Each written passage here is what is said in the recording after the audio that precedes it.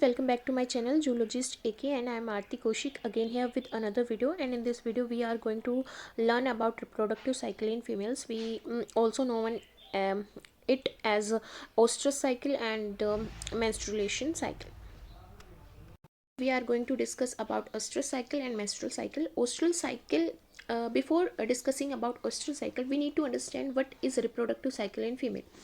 These reproductive cycle are events जो भी event होते हैं रिप्रोडक्शन से पहले, या हम बोल सकते हैं कि रिप्रोडक्शन के टाइम पे लगा लो, पूरी जो साइकिल चलती है इवेंट्स की मैमल्स के अंदर साइक्लिक मैनर में चलती है, उसको हम रिप्रोडक्टिव साइकिल या ओवेरियन साइकिल बोल देते हैं, क्योंकि वो ओवेरीज में यूट्रस में चेंजेस आते हैं उस टाइम पे, इसलिए हम इसको रिप्रोडक्टिव साइकिल या ओवेरियन साइकिल बोल देते हैं। रिप्रोडक्टिव साइकिल इसलिए क्योंकि रिप्रोडक्टिव ऑर्गन्स में साइक्लिक चेंजेस आ रहे हैं। तो इसको हम टू टाइप्स की होती हैं, ये ओस्ट्रस साइकिल एंड मेंस्ट्रुएशन साइकिल। और मेंस्ट्रुएशन साइकिल जो है वो सिर्फ प्राइमेट्स में होती है। प्राइमेट्स में एक एक्सेप्शन है न्यू वर्ल्ड मंकी, जो हमारा ओस्ट्रस साइकिल शो करता है, बट बाकी जितने भी प्राइमेट होते हैं उन सब में मेंस्ट्रुएशन साइकिल मिलती है, और बाकी अदर मैमल्स में एक्सेप्ट प्राइमेट हमारी ओस्ट्रस साइकिल मिलती है। ओस्ट्रस साइकिल में कुछ डेज होते हैं, हीट डेज, जिसको हम बोलते हैं कि भी ओस्ट्रस साइकिल चलिए हीट डेज आ गए, मतलब जो फीमेल है सी इज़ प्रिपेयर फॉर कॉपुलेशन, मतलब वो फर्टिलाइजेशन के लिए प्रिपेयर है, तो वो हीट डेज होते हैं। उसके बाद कोशियंस आ जाता है या फिर एन ओस्ट्रस साइकिल आ जाती है, मतलब उसके बाद वो रिप्रोडक्टिव नहीं रहती, वो फर्टाइल नहीं रहती, मतलब उस टाइम पे वो फर्टिलाइज नहीं हो सकता उसका एग। तो ये होता है ओस्ट्रस साइकिल में heat days and an oestrus days, मतलब हीट डेज में वो फर्टिलाइज कर जाएगा उसका एग, और जब एन ओस्ट्रस साइकिल चल रही होगी तब हीट नहीं करेगा। तो प्राइमेट को छोड़ के ओस्ट्रस साइकिल जितने भी मैमल्स हैं उनमें मिलती है, और प्राइमेट में भी वो वर्ल्ड मंकिंग में पाई जाती है। काऊ और बफेलो में हम देख सकते हैं throughout the year oestrus cycle चलती है। रैबिट में ये 7 डेज चलती है, रेट में 5 डेज, और डॉग में एक साइकिल होती है। In year dog can reproduce once in year. और ओस्ट्रस साइकिल के टाइम पे यूट्रस की लाइनिंग जो है वो डिसॉल्व नहीं होती, इसलिए कोई ब्लीडिंग वगैरह नहीं होती है, जैसे इन केस ऑफ ह्यूमन होता है। ऐसा कुछ भी नहीं होता ओस्ट्रस साइकिल के टाइम पे। तो ओस्ट्रस साइकिल में क्या होता है, जो फीमेल होती है वो सेक्सुअली रिस्पॉन्सिव हो जाती है, वो मेल को अलो करती है कोपुलेट करने के लिए, एग रिलीज करती है, और उस टाइम पे प्रेगनेंसी पॉसिबल होती है।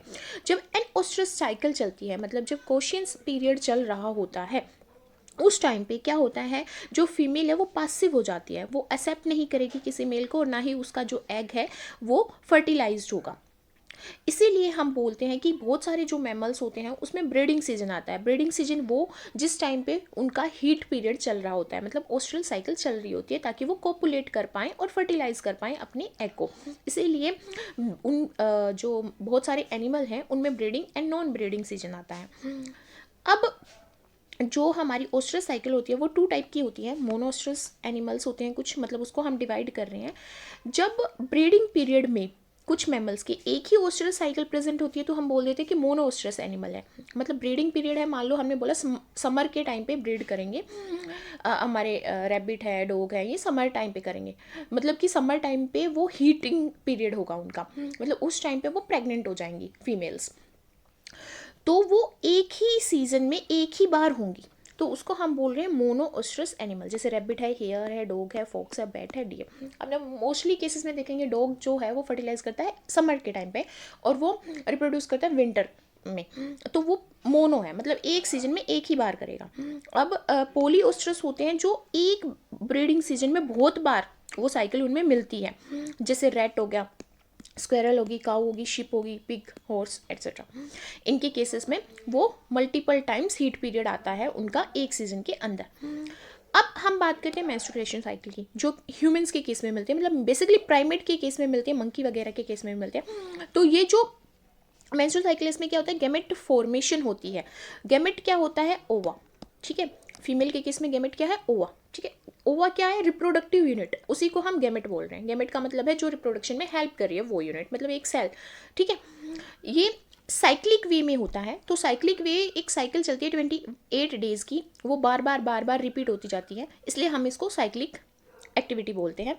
और इसमें कुछ चेंजेस आते हैं, इंटायर रिप्रोडक्टिव सिस्टम में, मतलब फेलोपियन ट्यूब में भी कुछ चेंजेस आएंगे, बट हम उसको स्टडी नहीं करते। हम बेसिकली यही मान के चलते हैं कि भाई यूट्रस की लाइनिंग प्रिपेयर होती है, यूट्रस की लाइनिंग ब्रेक डाउन होती है, तो यूट्रस में चेंजेस आ रहे हैं, ओवेरी में चेंजेस आ रहे हैं, क्योंकि जो ओवेरियन फोलिकल है, ग्राफियन फोलिकल है, वो मैच्योर हो रहा है ओवा में, ठीक है, ओवा बन रहा है। फिर यहाँ पे जो पूरी रिप्रोडक्टिव सिस्टम है फीमेल का, उसमें पूरे में चेंजेस आ रहे हैं, हार्मोनल चेंजेस हो रहे हैं, और वो रिपीट कर रहे हैं 28 दिन के एक ड्यूरेशन में, इसीलिए हम इसको साइक्लिक एक्टिविटी बोल रहे हैं। और ये प्राइमेट्स में ही होगा। इसको हम 4 फेजेस में डिवाइड करते हैं, एक फोलिकुलर फेज और पोस्ट मेंस्ट्रुअल और प्री ओवुलेटरी फेज होती है, मतलब जहाँ पे हमारा फोलिक्यूल हमारे ओवा में कन्वर्ट होता है। फिर ओवुलेशन स्टार्ट होता है, ओवा ग्रो करना स्टार्ट कर देता है, मैच्योर होना स्टार्ट कर देता है, मेटाफेज में आ जाता है, मेटाफेज 2 में, ताकि वो फर्टिलाइज हो पाए। फिर लूटियल और प्रोजेस्टेरोन स्टेज आती है, मतलब जब वो फर्टिलाइज नहीं हो पा रहा तो प्री मेंस्ट्रुएशन सेल आती है, सिक्रेटरी सेल आती है, जिसमें वो सिक्रेट होगा कि भाई फर्टिलाइज हुआ तो ठीक है, नहीं तो उसके बाद वो क्या हो जाएगा, डिग्रेड हो जाएगा। फिर जब वो डिग्रेड हो जाएगा तो जो यूट्रस की लाइनिंग होती है वो भी टूट जाएगी, और वो ओवा जो है वो भी ब्रेक डाउन हो जाएगा, और मेंस्ट्रुअल फ्लो हो जाएगा, मतलब ब्लीडिंग फेज आ जाएगी। इसको डायग्राम की हेल्प से अंडरस्टैंड करते हैं। तो सबसे पहले हमारी क्या थी, फोलिकुलर फेज। फोलिकुलर फेज को हम क्या बोलते हैं, प्रोलिफरेटिव फेज। जब भी कहीं पे वर्ड आता है प्रोलिफरेशन या प्रोलिफरेटिव फेज बायोलॉजी में, तो उसका मतलब होता है कि वहाँ पे डिवीजन हो रहा है, कुछ चीज़ ग्रो कर रही है। और ये मेंस्ट्रुएशन, इसको हम देखो फोलिकुलर फेज बोलते हैं, क्योंकि फोलिकल जो है primary secondary follicle primary follicle में कन्वर्ट होगा, ग्राफियन फोलिकल में कन्वर्ट होगा, फिर उसके बाद ओवा में कन्वर्ट होगा। तो फोलिकल चेंज हो रहा है, इसलिए फोलिकुलर फेज। प्रोलिफरेटिव क्योंकि वो ग्रो कर रहा है और ग्रोथ कर रहा है। पोस्ट मेंस्ट्रुएशन क्योंकि आफ्टर ब्लीडिंग ये स्टार्ट होती है, और प्री ओव्यूलेशन क्योंकि ओव्यूलेशन से पहले स्टार्ट होती है। तो ये हमारे नाम है इस फर्स्ट फेज के, कि हम इसको फोलिकुलर फेज भी बोल देते हैं, प्रोलिफरेटिव भी, पोस्ट मेंस्ट्रुएशन भी, और प्री ओव्यूलेशन भी। तो इसमें होता क्या है, ये मेंस्ट्रुएशन फेज के बाद आएगी, ये उसके नाम से ही पता चला है कि भाई ये पोस्ट मेंस्ट्रुएशन फेज है। 6 to 13 डेज तक चलेगी ये। और इसमें क्या क्या होगा, यहाँ पे सबसे पहले मैं बताया gonadotrophin releasing hormone hypothalamus gland secrete करती है, जो किस पे एक्ट करता है, एंटीरियर पिट्यूटरी पे एक्ट करता है। एंटीरियर पिट्यूटरी पे जब गोनाडोट्रोफिन रिलीजिंग हार्मोन GnRH को बोलते हैं हम, गोनाडोट्रोफिन रिलीजिंग हार्मोन,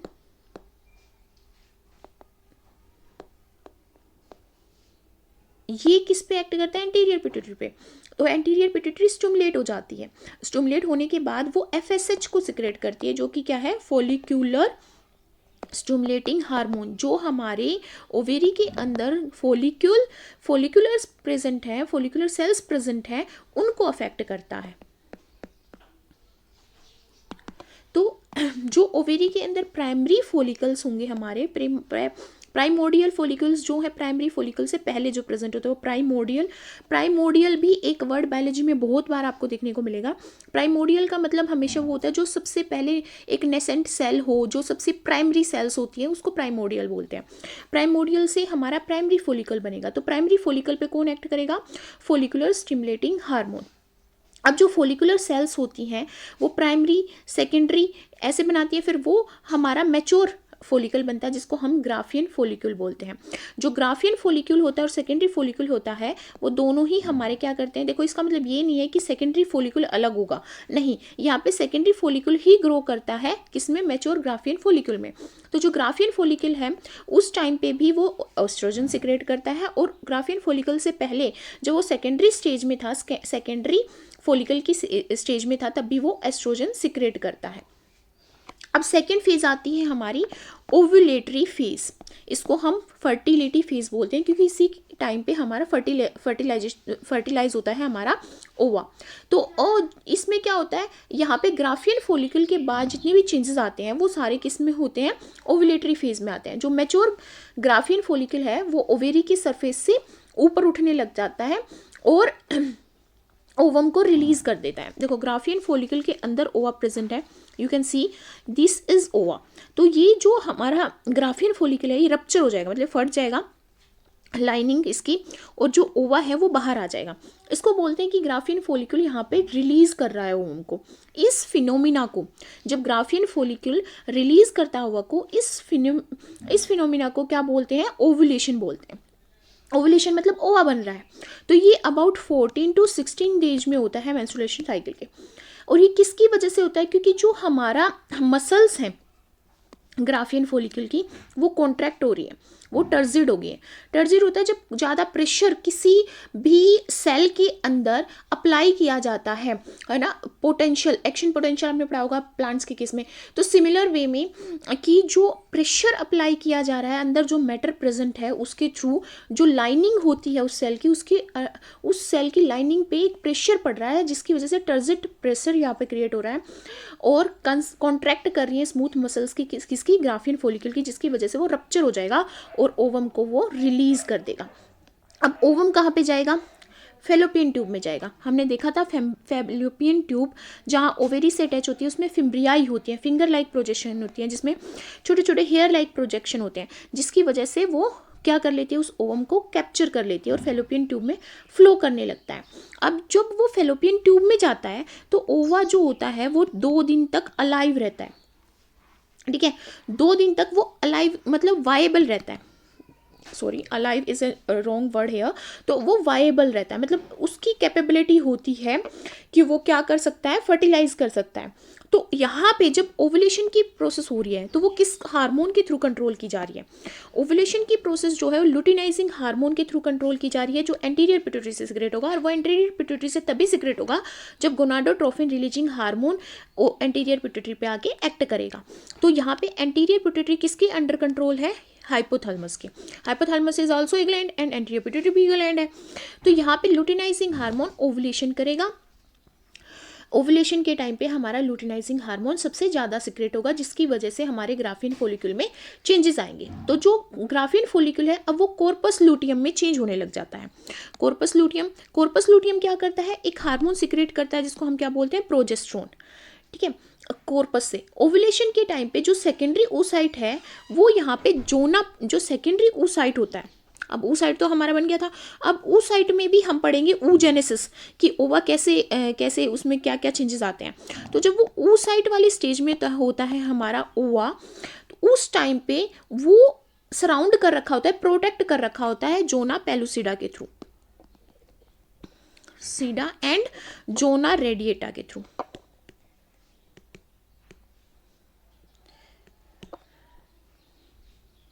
अब ओवुलेशन की जब मैं बात करूँ तो कोई चेंजेस नहीं आता हमारी यूट्राइन कैविटी में, सॉरी यूट्रस में जो एंडोमेट्रियम लाइनिंग होती है यूट्रस की, उसमें कुछ ज़्यादा चेंजेस नहीं आते हैं। ओवुलेशन जब हो रही है हमारी प्रोसेस, उस टाइम पे बेसिकली 3 मेजर चेंजेस आते हैं फीमेल के रिप्रोडक्टिव सिस्टम में। पहला तो ओवुलेटर को फिक्स करना या spontaneous ovulator. In this animals ovulation क्या है? एक फिक्स टाइम पे ही होती है। जहाँ पे मैंने बोला कि फिक्स्ड ओवुलेटर होते हैं, वही फिक्स ओवुलेशन होता है, मतलब कि फिक्स टाइम पे ही क्या होगी? ओवुलेशन की साइकिल होगी। There is no need of coitus for ovulation. जैसे प्राइमेट है, ह्यूमन के केस में, एप्स के केस में, ह्यूमन में, एप्स में और किस में? यहाँ पे मंकी में, इनमें फिक्स टाइम पे ओवुलेशन होता है। जैसे मैंने बोला कि 14 to 16 डेज ही होता है ओवुलेशन, इसके बाद नहीं होगा, ना इससे पहले होगा। एक कुछ होते हैं इंड्यूस्ड ओवुलेटर्स, इंड्यूस्ड ओवुलेटर होते हैं कुछ। इंड्यूस्ड ओवुलेटर का मतलब होता है ऐसे एनिमल जिनमें कोपुलेशन के बाद, मेटिंग के बाद ओवुलेशन स्टार्ट होता है। जैसे रैबिट हो गया, तो रैबिट में पहले मेटिंग होगी मेल एंड फीमेल की, उसके बाद ओवुलेशन स्टार्ट होगा, उसके बाद ओवा बनना स्टार्ट होगा, इसलिए इसको इंड्यूस्ड बोलते हैं कि कोपुलेशन के थ्रू इंड्यूस किया गया है ओवुलेशन की प्रोसेस। कुछ होते हैं सीजनल ओवुलेटर,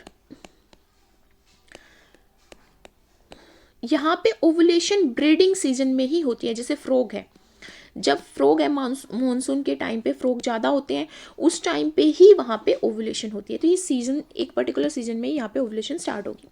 अब थर्ड फेज है, थर्ड फेज हमारी आती है लूटियल फेज। इसको हम बोलते हैं लूटियल फेज, या हम इसको, क्योंकि हमें पता है ओवुलेशन के बाद कॉर्पस लूटियम बना, तो कॉर्पस लूटियम क्या सिक्रेट कर रहा था? प्रोजेस्टेरोन। तो इसको हम प्रोजेस्टेशनल भी बोलते हैं, और प्री मेंस्ट्रुएशन साइकिल बोल सकते हैं, कि प्री मेंस्ट्रुएशन फेज बोल सकते हैं, सिक्रेटरी फेज बोल सकते हैं, पोस्ट ओवुलेटरी फेज बोल सकते हैं। पोस्ट ओवुलेटरी क्योंकि ओवुलेशन के बाद आ रहा है, प्री मेंस्ट्रुएशन क्योंकि मेंस्ट्रुएशन साइकिल से पहले आ रहा है, मतलब ब्लीडिंग होने से पहले ये फेज आ रही है। गेस्टेशनल इसलिए क्योंकि प्रोजेस्टेरोन हार्मोन जब सिक्रेट हो रहा था उस टाइम पे ये फेज़ हो रही है और लूटियल फेज़ इसको बोलते हैं। तो इस टाइम पे होता क्या है, ये हमारी 12 to 14 डेज ही होती है, पर ये कई बार एक्सटेंड होके 16 to 28 डेज तक चल जाती है। हमारी लूटियल फेज़ 16 to 28 डेज तक चल जाती है, ठीक है। तो इसमें बेसिकली होता क्या है, जो ग्राफियन फॉलिकल होता है वो अपना साइज इंक्रीज कर जाता है और एक हार्मोन सिक्रेट करता है प्रोजेस्टेरोन, और जब वो हार्मोन सिक्रेट होता है वो हार्मोन अपनी पीक स्टेज पे होता है 22 डेज के अराउंड। यहाँ पे हम देख सकते हैं 22 डेज में वो सबसे पीक स्टेज है उसकी, मतलब सबसे ज़्यादा सिक्रेशन 22 डेज में हो रहा है। जिसके बाद जब प्रोजेस्टेरोन सिक्रेट होता है तभी हमारी यूट्रस की जो लाइनिंग है वो प्रिपेयर होना स्टार्ट कर देती है कि ओवा को हेल्ड करना है उसको, इसलिए वो ग्रो करना स्टार्ट कर देती है। फिर उसके बाद अगर फर्टिलाइजेशन नहीं हो रहा तो हमारी आती है मेंस्ट्रुएशन फेज। ये हमारी 3 to 5 डेज लाइक करती है। आफ्टर हम इसको बोलेंगे कि भाई 22 डेज के बाद जो फेज़ है मोस्टली वो हमारी क्या होती है, मेंस्ट्रुएशन फेज़ होती है। तो इसमें हम बात करें तो ओवम जो है वो अनफर्टिलाइज्ड अगर है तो कॉर्पस लूटियम जो है वो डीजनरेट होने लग जाएगा, वो टूटने लग जाएगा, और प्रोजेस्टेरोन का जो लेवल होता है वो भी नीचे गिरने लग जाएगा, मतलब प्रोजेस्टेरोन का कम लेवल होने लग जाएगा। और यूट्रस की जो लाइनिंग बन रही थी एंडोमेट्रियम वो भी क्या होने लग जाती है, ब्रेक डाउन होने लग जाती है, और जो अनफर्टिलाइज्ड ओवम होता है वो भी रप्चर होने लग जाता है, और 50 to 20 ml ऑफ ब्लड और कुछ उसके साथ म्यूकस डिस्चार्ज होता है वेजिना से, और इसको हम मेंस्ट्रुएशन फ्लो और मेंस्ट्रुएशन बोल देते हैं। अब यहाँ पे जो डिक्रीज हो रहा है लेवल प्रोजेस्टेरोन का और एस्ट्रोजन का, वो ब्लड को स्टिमुलेट करता है इन द ब्लड। स्टिमुलेट वो किसको स्टिमुलेट करता है, हिपोथैलेमस को। हाइपोथैलेमस को स्टिमुलेट करता है कि भी आप सिक्रेट हो, और फिर हाइपोथैलेमस एंटीरियर पिट्यूटरी पे एक्ट करेगा ताकि एंटीरियर पिट्यूटरी दोबारा से एफएसएच एंड एलएच सिक्रेट करे और दोबारा से ये हमारी साइकिल रिपीट हो जाए। पॉजिटिव फीडबैक मैकेनिज्म देती हैं। फॉलिकुलर स्टिमुलेटिंग हार्मोन जो है यहाँ पे दोबारा से फॉलिकुलर फेज को स्टार्ट कर देता है कि नेक्स्ट मेंस्ट्रुएशन साइकिल यहाँ पे स्टार्ट हो जाए। अब यहाँ पे देख सकते हैं कि कौन कौन से हार्मोन जो हमारी पूरी साइकिल होती है रिप्रोडक्टिव साइकिल, मेंस्ट्रुएशन साइकिल, उसमें कौन से हार्मोन कब सिक्रेट होते हैं। तो follicular stimulating hormone about 10 days तक सिक्रेट हो रहा है। फिर लूटिनाइजिंग हार्मोन बढ़ गया है हमारा 10 to 16 डेज तक, और ऑस्ट्रोजन भी हमारा यहाँ पे आता है। फिर प्रोजेस्टेरोन, जब ग्राफियन फॉलिकल बन गया, कॉर्पस लूटियम बन गया, तो प्रोजेस्टेरोन। फिर जैसे ही हमारी 22 डेज के बाद वो नीचे गिरने लग जाता है और मेंस्ट्रुएशन फ्लो जब होता है तब प्रोजेस्टेरोन बिल्कुल नीचे हो जाता है, जिसकी वजह से हमारा यूट्राइन वाइल ब्रेक डाउन हो जाती है, ये सब ब्रेक डाउन हो जाता है, और फिर दोबारा से हमारा हाइपोथैलेमस सिक्रेट करता है एफएसएच का सिक्रेशन, जिसके बाद फॉलिकुलर सेल बननी स्टार्ट हो जाती हैं।